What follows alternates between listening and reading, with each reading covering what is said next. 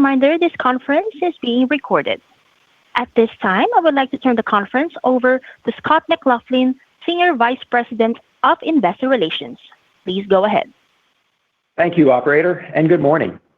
Joining me today from Invitation Homes are Dallas Tanner, our President and Chief Executive Officer, Tim Lochner, our Chief Operating Officer, John Olson, our Chief Financial Officer, and Scott Eisen, our Chief Investment Officer.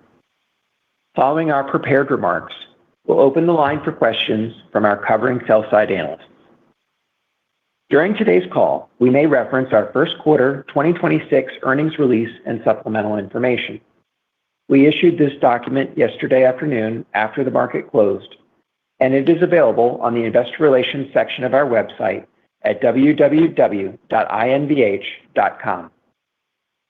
Certain statements we make during this call may include forward-looking statements relating to the future performance of our business, financial results, liquidity and capital resources, and other non-historical statements, which are subject to risks and uncertainties that could cause actual outcomes or results to differ materially from those indicated.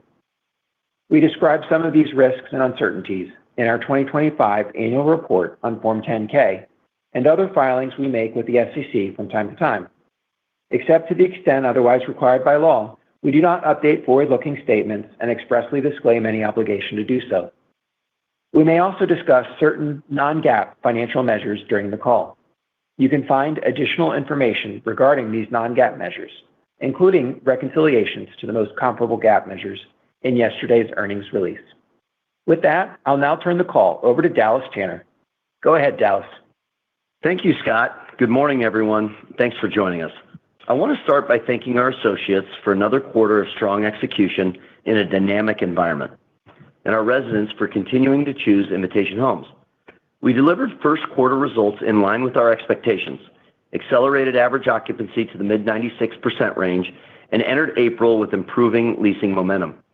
I'll let Tim walk through the details, but this positions us really well in the early part of the peak leasing season.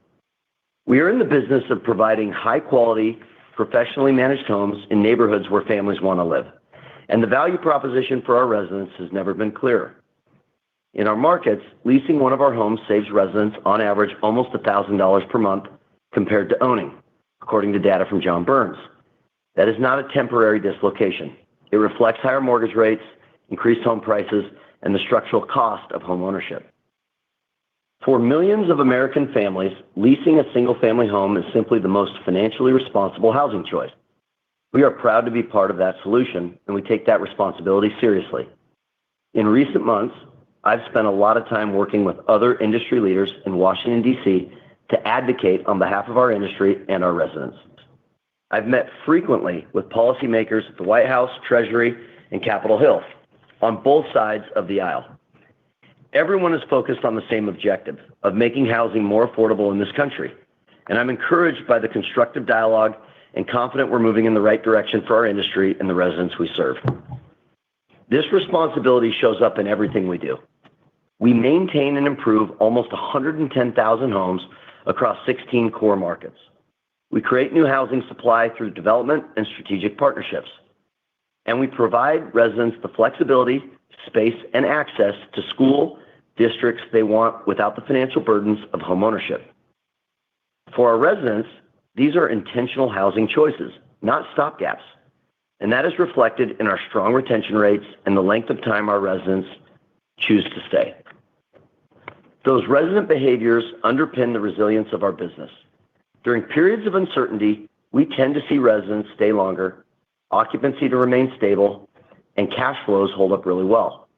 In the first quarter, our same-store average resident tenure was over 40 months, with resident renewals remaining very high at over 78%. That resilience gives us flexibility in how we think about allocating capital. While the share price has not been where we want it to be, we've been deliberate about addressing that. During the quarter, we completed the full $500 million share repurchase authorization approved by our board last October, including $400 million of buybacks since our February earnings call. Our board has also just approved a new $500 million repurchase authorization, and we will continue to evaluate the best uses of capital as conditions evolve. We also continue to support and advance our third-party home builder partnerships. Our forward pipeline today stands at just over $200 million, reduced roughly two-thirds from where it was a year ago. We value these relationships because they serve a dual purpose. They generate attractive risk-adjusted returns for our shareholders, and they contribute new housing supply to the markets where we operate. Meanwhile, the ResiBuilt acquisition, as we closed in January, has moved quickly from integration to production, delivering over 300 homes to third-party buyers during the quarter. Our plan remains to continue using ResiBuilt primarily as a fee builder as we evaluate the right pace of building for ourselves. In addition, our construction lending business has grown to $279 million of commitments as of today, generating attractive returns. To date, we've funded just under $20 million against those lending commitments, and we expect that number to grow through 2026 as the development progresses. Together, ResiBuilt and construction lending represent a differentiated and capital-efficient way of bringing new housing supply to the markets. Looking ahead, we feel good about where we stand. Occupancy is climbing as we enter peak leasing season. New lease rent growth turned positive in April. We have a clear view of where our capital can create the most value. The thesis is really straightforward. Durable demand, disciplined operations, and capital allocation that reward shareholders. We are executing on all three. At our November Investor Day, I laid out exactly what this management team is focused on: running the best operated single-family rental company in the country. I'm confident we are moving in the right direction. With that, I'll turn it over to Tim. Thanks, Dallas, and good morning, everyone. In my prepared remarks today, I will walk through our first quarter operating results, provide some context on the year-over-year comparisons, and then share our preliminary April leasing trends. But first, I want to thank our teams in the field for their continued dedication and our residents for choosing Invitation Homes.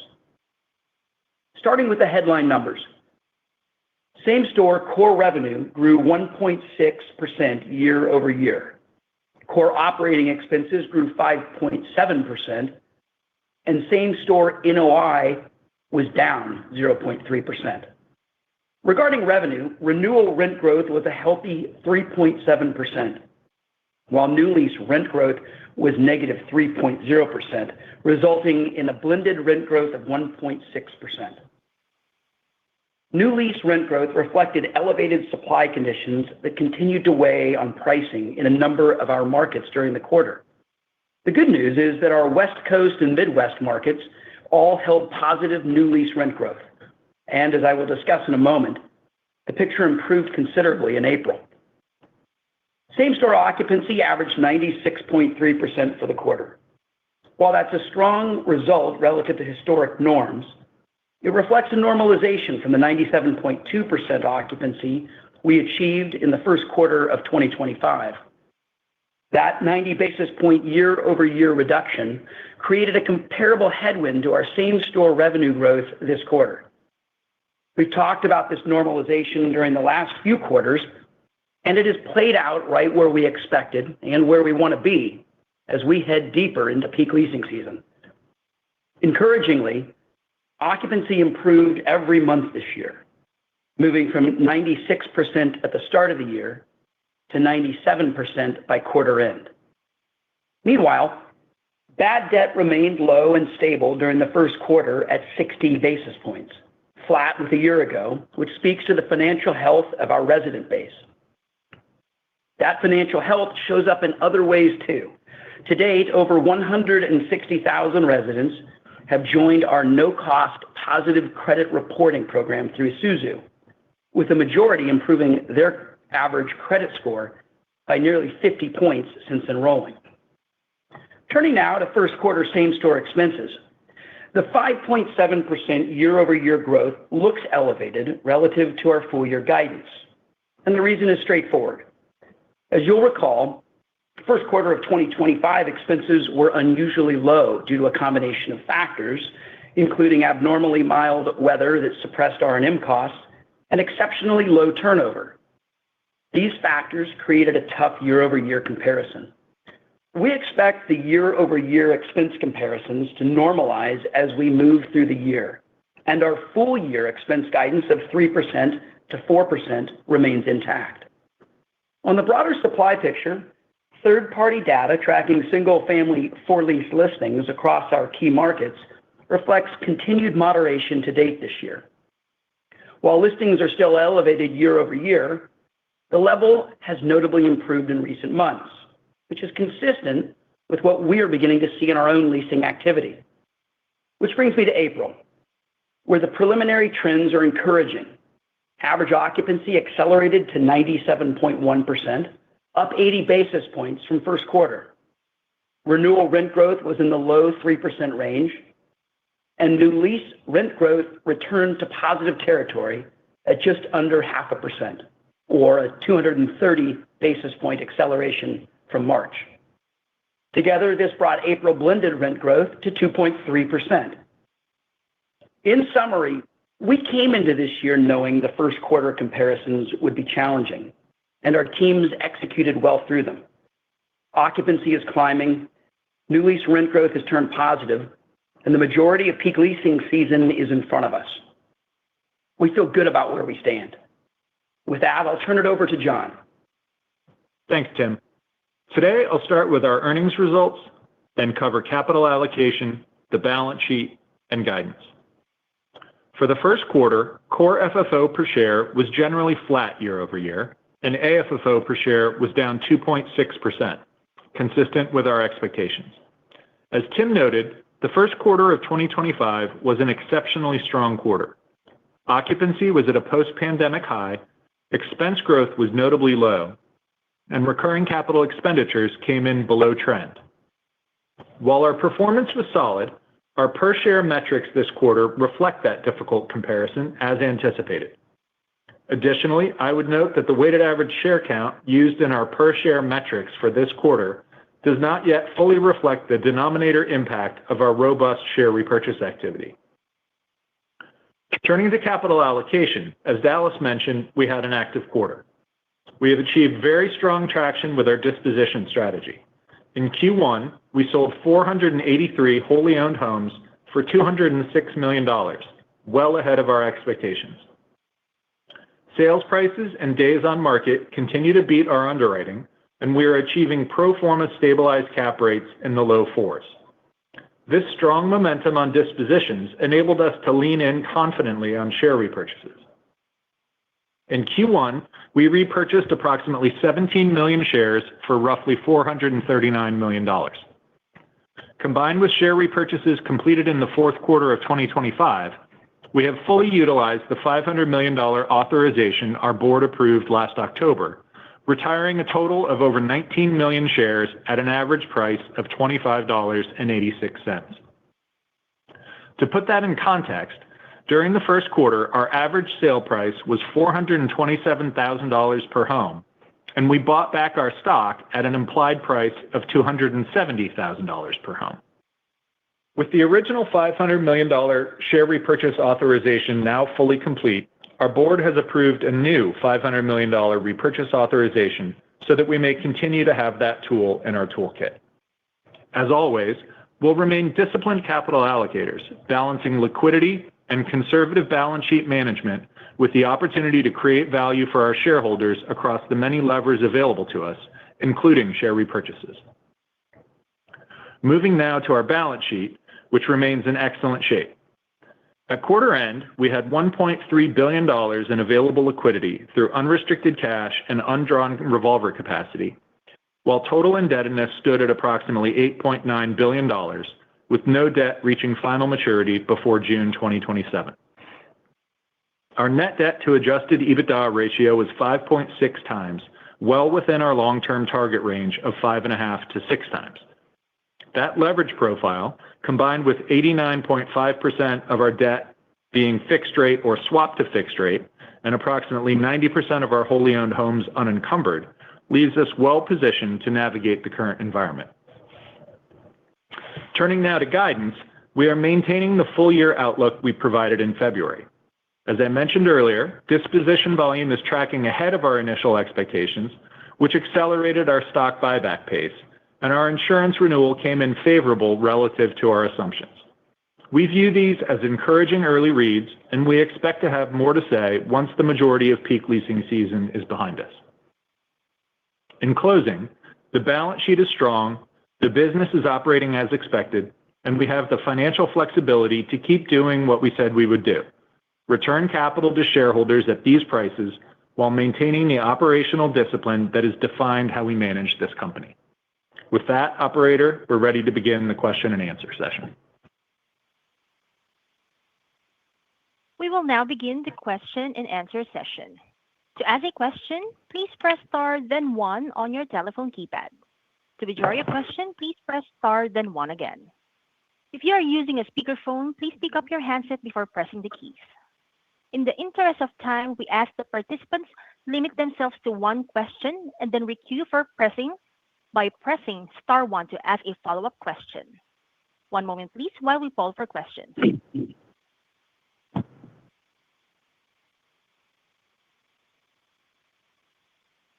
The first question comes from the line of Yana Cohen with Bank of America.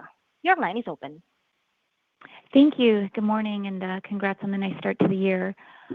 Just a question on the renewals, where you're sending them out for kind of spring and summer, and what kind of strategy you're using there during this leasing season. Hi, yeah, this is Tim. I appreciate your question. We generally don't provide details on what we're going out at for renewals. We are seeing a strong market out there. We believe that May will look a lot like April. And if you think about our general renewal rate trends throughout the year, there's not a whole lot of seasonality. There's a little bit of it, but generally you kind of see that kind of mid-3s to mid-4% rate growth throughout the year. It's nice we're seeing good acceleration in our new lease rate growth, so we believe we're on track and we're liking the fundamentals that we're seeing out there right now. Next question comes from the line of Jamie Feldman with Wells Fargo. Your line is open. Hey, thank you. There's a pretty meaningful spread between your renewal rate growth and your new lease rate growth in some of the heavier construction markets, some of the Sun Belt markets. Can you just talk about whether you think that narrows over time, or as we just continue to see more supply, just continue to think that new lease will remain much more pressured than renewal? I'm sorry. Yeah, thanks, Jamie. Tim here again. Appreciate the question. This is one that comes up from time to time.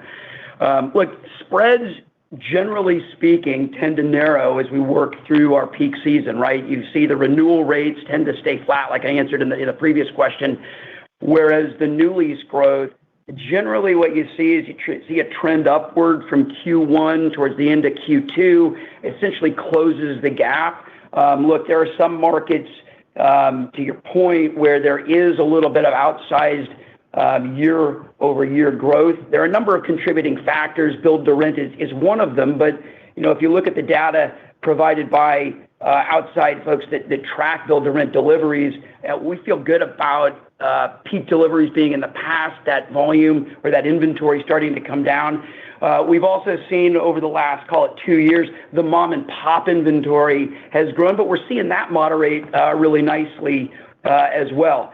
In each market is a little bit different, but we are starting to see some moderation in some of our larger markets.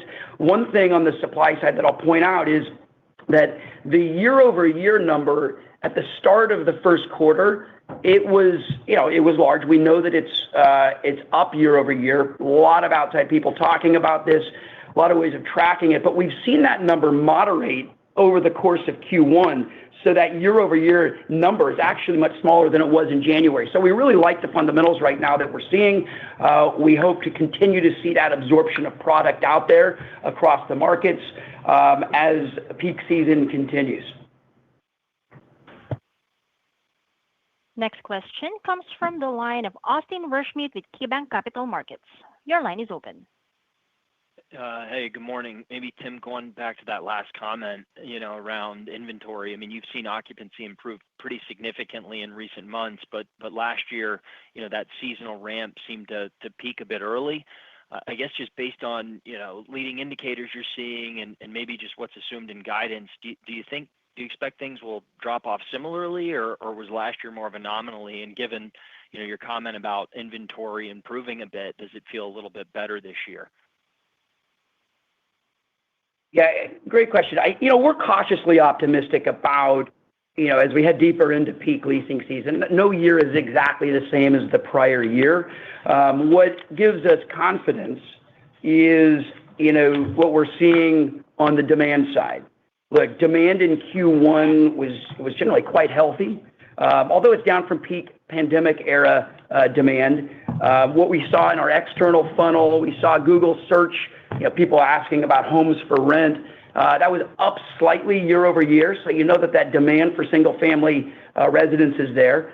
On our internal funnel, we're seeing a really stable top of funnel. Our gross lead volume was actually up year over year. Obviously, it's spread across a bigger denominator in terms of inventory, but it really shows health in the demand side. We're seeing a nice conversion on our leads to showing in our portfolio. And I'd also point to the net migration that we see towards the Sun Belt. We look at Oxford economics data. We continue to see nice numbers. Although down from the peak pandemic numbers, they're certainly still strong in DFW Metroplex and Phoenix and Charlotte and Orlando. Those are all strong migratory patterns that we're seeing there. So we feel good about where we are. Again, you typically see growth in the occupancy number as you head deeper into peak season, and you see the effect of move-outs, peak season ends, and you kind of see that occupancy go down a little bit towards at the very back of the year in December. You see it kind of pop back up as we head into the new year for the new cycle. So again, we're pretty happy with the fundamentals we're seeing. Cautiously optimistic at this point. Next question comes from the line of Steve Sakwa with Evercore ISI. Your line is open. Yeah, thanks. Good morning. Given the, I guess, activity you've had on the disposition program, is that something that you would consider sort of ramping? And I guess, what are the tax implications around that? And, if you were to kind of ramp that up, might that entail something like a special dividend as opposed to buybacks? Just, given the dislocation, it just seems like the sales environment's pretty good for you. Hi, Steve. This is Dallas, and I'll defer on the tax piece of this to John. He can jump in and sort of address that. Look, Scott and the team have done a really nice job of thinking ahead on a lot of this. This dates back to last year as we thought about our asset management strategies, what we were going to do with the business as we continue to see sort of an unsupportive share price. We've always been a good seller. I think up to this point in time, we've sold almost like 20,000 homes back into the marketplace in the history of our business. We know how to do it. We know how to do it if the market's there. That's a really important point. And as you look at just like what we sold in the quarter, like I would bet close to 100% of those went to homeowners generally. So there's also a mortgage market factor here that allows us to sort of think about pricing and things like that. That being said, our assets are primarily infill assets, higher desirable locations. So there's a bid there, generally, as we've gone to market to sell these homes. Scott and the team are looking for ways to, be good capital allocators at the end of the day. So we recognize the spread that's there. We're going to continue to use it as a measured lever like we have in the past, albeit it's a far more attractive sort of cycle when you're buying back shares at the prices that we were buying them back at.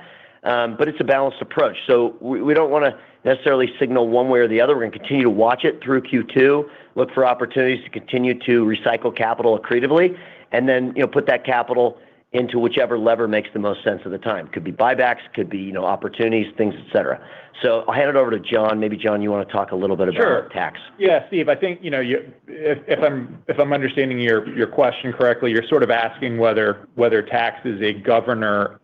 Clearly we have to adhere to the tax rules, the REIT rules, and that does impose some degree of limitation on what we can sell. But generally speaking, we have to distribute all our taxable income to stockholders, and the homes that we are selling, as a general rule, have a lower tax basis, and so we are triggering a decent tax gain recognition.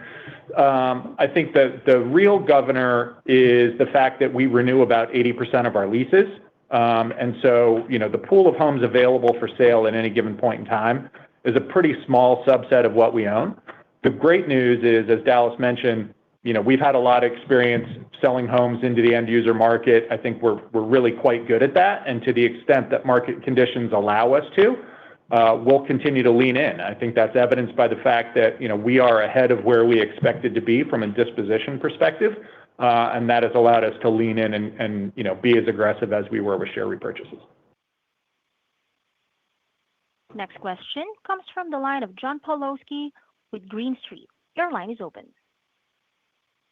Hey, thanks. A follow-up on the dispositions in recent months. Obviously, we can see which markets you're selling out of, but curious for more qualitative color. Within a given market, have the dispositions been tilted towards what you consider lower cap rate assets, or are they more tilted towards higher cap rate assets that might have higher CapEx and/or lower forward growth? Yeah, I think when you look at kind of where we've been disposing assets in the market, I mean, we have, a list of homes that we've pre-identified for sale, and it is frankly a combination of factors, John. And so there's a lot of different things we look at. Some of the homes are in submarkets where we don't want to have a long-term presence. Some are high CapEx homes, et cetera. When you look at, the way we look at the disposition cap rates, it's been roughly in the low 4% if you annualize the income in place on those homes. You can see that, year to date, it's been about, call it 40-ish% has been Florida, 25% has been in California. But, it really depends on which homes become vacant. We already know ahead of time which homes we've identified for sale, but we're really dependent upon knowing when those homes become vacant. And so, look, it's a combination of, generally speaking, we're selling the lower quality homes. We're not selling, the highest quality homes in our portfolio. But again, from an asset management and capital allocation, we have pre-identified those homes that are not long-term holds for us. It's in the bottom percentage of the portfolio, and we're going to continue to target those homes as they become vacant and as we see opportunities to sell. Next question comes from the line of Juan Sanabria with BMO. Your line is open. Hey, this is Robin Hanlon sitting in for Juan. I was curious about how market concessions impacted new leases in the first quarter in April and how you expect concessions to trend for the remainder of the leasing season. Robin, this is Tim. Appreciate your question here on concessions. As we shared at the city conference, we actually have no same-store concessions in place today. We generally don't use concessions during peak season. And it's just something we tend to use late in the year. It's a tool in the toolbox. I will add, though, we do offer concessions on our build-to-rent communities during lease-up. And that is a pretty standard tool that developers use in the toolbox, especially in light of the fact that you're moving people in essentially to a construction zone as you're building the product. And so it's pretty standard to offer a concession on those. But again, that's not on our same-store portfolio, and we don't feel the need to use concessions right now. At this point, we are liking up what we're seeing in terms of the fundamentals of this peak leasing season. Next question comes from the line of Brad Heffern with RBC Capital Markets. Your line is open. Yeah. Hey, everybody. Thanks for taking my questions. On guidance, I know you don't normally change it with the first quarter earnings, but you also don't normally have this very large repurchase number. And that's obviously a known quantity at this point. So I'm wondering, should we view this guidance as just not being updated and not incorporating the benefit from the repurchases, or is there some sort of offset that's also being incorporated? Thanks, Brad. It's John. We did anticipate leaning in and being aggressive on share repurchases when we put our budget together for the year. We did get through it a little bit faster than I think we anticipated, but relative to guidance, I would say that there's not a hugely material benefit from that. And so I think that factored into the thinking, as does the fact that there's still a lot of year ahead of us. The last couple of years, there's been some patterns of behavior in the operating environment that have changed. And so we just want to be cognizant of the fact that, it's still early in the year. We're really pleased with where we are. I would say that, big picture, we're right where we expected to be. We're ahead of where we expected to be on dispositions. But in terms of operating performance, in terms of, revenue growth, expense growth, NOI growth, we're tracking very closely to our internal numbers. And so, we're going to watch and wait and see, feel good about where we are. As Tim said, we're cautiously optimistic, but not seeing anything that would cause us to revise guidance at this point. Next question comes from the line of Michael Goldsmith with UBS. Your line is open. Hi, thanks. This is Amy. I'm with Michael. I'm curious, have you seen any change in demand for your third-party management platform or for development funding opportunities given some of the uncertainty for SFRs within the Road to Housing Act? Hi, good question. Generally speaking, we get inquiries about opportunities to manage.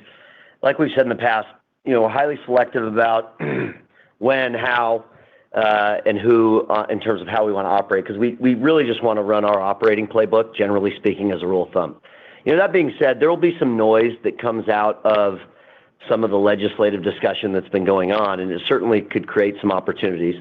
I think it's a bit too early to sort of tell or try to put a handicap on that in terms of the opportunity set. I would just say that the team here, both with our own portfolio metrics and I think hopefully from what our customers see, is just really consistent operations at the end of the day. And I think that has probably lent itself to Scott and the group being able to pursue or look at some other opportunities. Next question comes from the line of Eric Wolfe with Citi. Your line is open. Hey, maybe I missed this in the prior answers, but now that your occupancy is at a very strong level, above 97%, I guess, are you starting to get more aggressive on new leases, or just given your experience, with occupancy the last couple of years, are you just trying to kind of keep it protected going into the third quarter? Just curious whether the sort of the higher occupancy numbers changing your strategy on pricing. Hey, Eric. Great question. This is Tim. Look, while occupancy, we said our April number was at 97.1. That is something that we don't know exactly where it's going to go. We anticipate, like I mentioned earlier, that occupancy is going to kind of trend upwards as we head through peak season into late Q2. That tends to come down following, move-in, move-out season. We price based on what the market will bear. We're constantly looking at supply and demand. We're cautiously optimistic that we'll be able to, continue to show good numbers on the rent growth side, both on new and renewal. But again, it's a bit too early to predict that number at this point, Eric.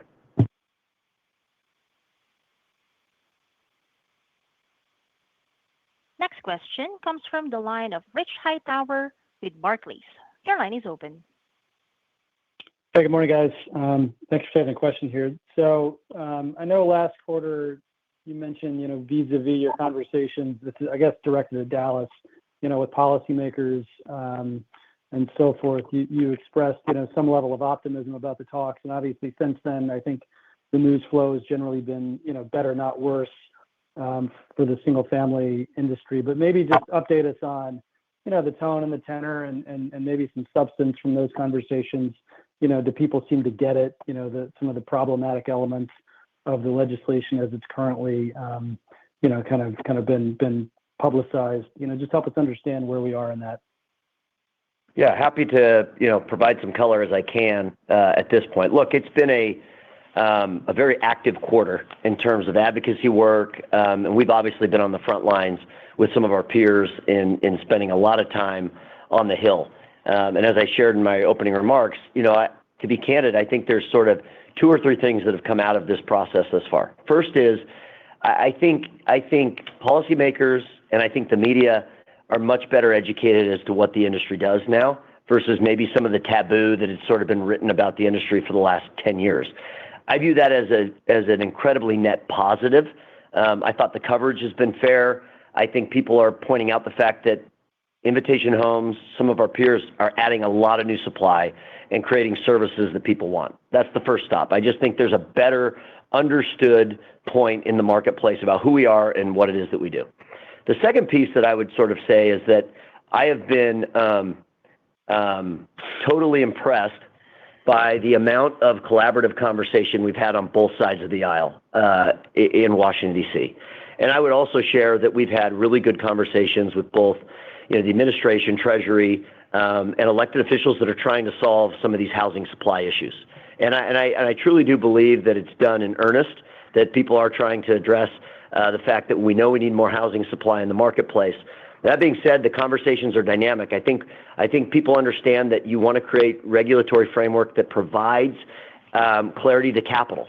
And I think over the last 90 days, that's been a little murky, and that's created some noise. And I think everybody has appreciated it, to your point, that we don't want to do things that stunt housing supply generally. Sounds like some of these provisions that are currently in its current form of being drafted are being, reviewed and thought through to see if there can be, effective, what I would call change or revision, maybe to try to land this in a safer place for both capital, for our residents, and for the opportunities to sort of provide these services. And that leads me to my last point, is that, people that rent are voters and they're residents and they matter. And I think that message has resonated very well on the Hill as well, that we have, 47 million households in this country that lease something, and there should be rights associated with those households as well. So I don't think it's a simple solution. Whenever, housing bills are drafted, a lot of work has gone into that, I think, by both sides. We've tried to stay as collaborative as we can with everyone through this process. We want to be viewed as a productive partner in housing. So that's been the approach we've taken as an industry. While legislation is never perfect, I think the goal here is that over time this lands in the right place so that everyone can have clarity, residents, capital, and most importantly, the housing market, so they can continue to evolve and create new supply. Next question comes from the line of Adam Kramer with Morgan Stanley. Your line is open. Hey, thanks for the time. And Dallas, really appreciate all the comments there, sort of the update on the legislation. Maybe just piggybacking off of that, as you sort of think back to invitation to the business, and I think specifically with Resi Built, how are you thinking about sort of range of outcomes in terms of policy and sort of what that means for the different parts of the business, I guess, both from an internal growth and then from an external growth and Resi Built perspective? Yeah. So listen, a couple of things. One is there's, to use a golf analogy, there's a lot of grass between here and the hole to know where this thing sort of finally lands. I want to be really clear about that. We are glass half full guys generally, and we're always trying to think about ways that we can work with what we have. And I would even say with the bill in its current form, I think Scott and I are comfortable, and so are John, that there's a lot of ways to still bring new housing supply to the market. It's not perfect, and we hope it gets fixed, but the reality is, we think we can operate within the framework. I think as it relates to Resi Built, set the bill aside, our goal has been to get smarter and smarter as home builders in all of the strategic partnerships that we have and will continue to maintain, but also at some point in time to be able to control a little bit of our own destiny. And that can come in a variety of shapes and sizes. Scott's looking at a lot of very interesting opportunities real time. I think it still weighs out in our earlier comments around how do we allocate capital in this environment. So, development opportunities may not be highest and best use right now all the time, but there's certainly some things that are starting to look more and more palpable as we look for some of these opportunities. And then how you design these communities, the standards with which they are they townhome, how do you make sure that you operate within whatever potential framework is or isn't there in the future? And so maybe I hand it over to Scott, maybe Scott, give a little bit broader sort of what we're seeing right now and what our learnings are early days on the Resi Built transaction. Yeah, and thanks, Dallas. It's now 3 months since we closed the acquisition of Resi Built. We're really pleased with the integration of their platform into Invitation Homes. Resi Built is executing on their existing midstream customer contracts that we took over as part of the acquisition. We continue to build a backlog of partners for future fee build opportunities.